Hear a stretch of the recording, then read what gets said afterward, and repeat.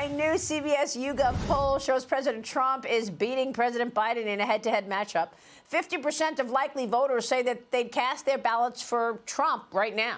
As new Fox News poll shows Trump leading Biden in Nevada, Arizona, and Florida, with the two tied in Virginia. But that's also a victory for Trump because Virginia has voted Democrat for a long time. Voters in all 4 states say they trust Trump over Biden to handle both the economy and immigration. I spoke with Ohio Senator J.D. Vance yesterday on Sunday Morning Futures about the state of the race. Watch. We are seeing Americans are rejecting it. Poll after poll, we're seeing them support President Trump. But we all know it's about who counts the votes at the end of the day. What are you thinking in terms of a fair and transparent election in November after these last couple of years where so many viewers and voters were skeptical? If you just compare 2020 election, the states that did well, Ohio and North Carolina in particular, with some of the states that I think had some real problems like Pennsylvania. And we're, I think, trying to take the Ohio, North Carolina approach nationwide. We're challenging some of the Democrats' approaches, some of their efforts to do ballot harvesting. We have a really aggressive legal operation that's going to challenge things as they come up, and we certainly know they will. But I really don't think, Maria, as somebody who was very skeptical of what happened in 2020, that they're going to be able to run the same game in 2024. Joining me right now with more on all of that is former New York Congressman and former New York gubernatorial candidate Lee Zeldin. Lee, great to see you.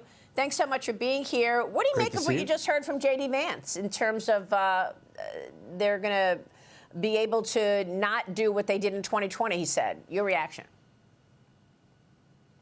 Yeah, I think lessons learned as far as the mechanics of campaigning, where you have states that have legalized ballot harvesting, for example, in a place like Nevada, or have legalized universal mail-in balloting in a place like Pennsylvania.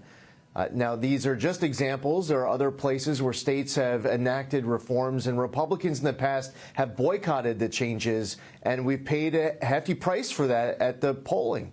Now, here we are, 5 months, less than 5 months away from Election Day. I would say that the election starts 3 months from now, because once you get past Labor Day, people are going to start being able to early vote. The mechanics of campaigning is very important.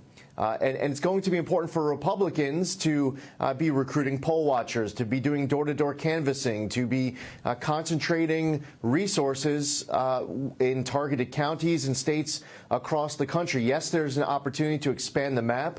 The first order of business is to make sure that your budget is fully funded in the top targeted states. And with all of this fundraising surge that President Trump and the RNC have been experiencing since this verdict came out, I think that there's an opportunity to fully fund the budget in these targeted states, but to be able to expand the map too.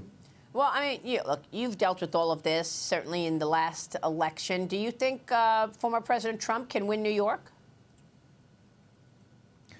The Emerson College poll just came out, and it showed him 6 points behind. The short answer, I believe, is yes. I mean, there's no reason why I would have gotten into the race for governor 19 months before the election back in for the 2022 race against Kathy Hochul if I did not believe that we can turn New York State red. The Emerson College poll showed President Trump down by about 6 points. I just saw voter registration numbers sent to me yesterday that since November of 2022, the gap has been closing. There has been a decrease in Democratic Party registration, an increase in Republican Party registration, Conservative Party registration, and registered independents. So the trends have only gotten better. We have seen Eric Adams' numbers go down, Kathy Hochul's numbers go down, Joe Biden's numbers go down, as well as issues starting to percolate now since November 2022, like illegal immigration, the border crisis, that weren't top 3 issues back when I was running for governor in 2022. So I believe that President Trump is within striking distance now. I think that the weeks that he spent here in New York during the trial were very productive with the way he was getting into, to Jose Alba's bodega. He was visiting the construction site in Lower Manhattan, the rally in the South Bronx, and more.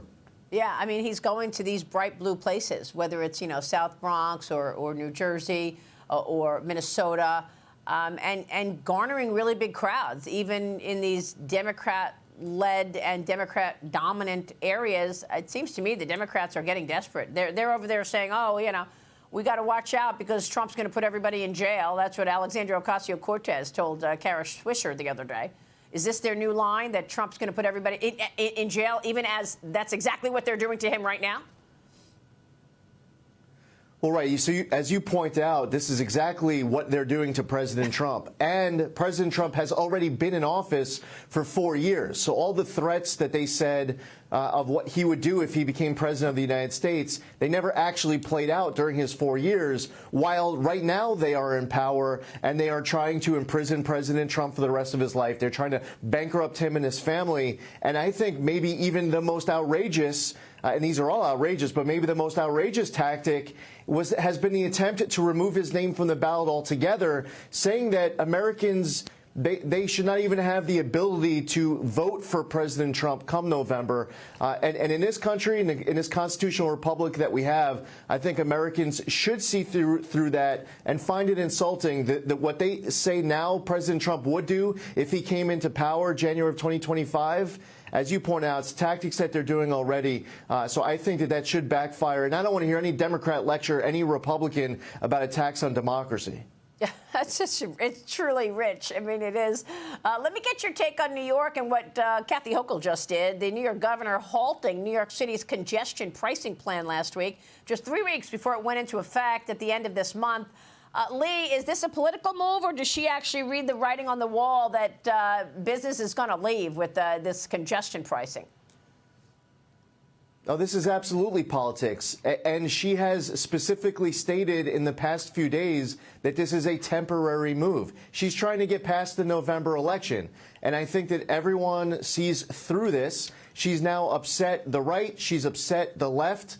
She is on an island. And what I think is the biggest indictment of both Kathy Hochul and Joe Biden is that when I was running in 2022 and opposing congestion pricing, she wasn't saying that the economy was so bad back then.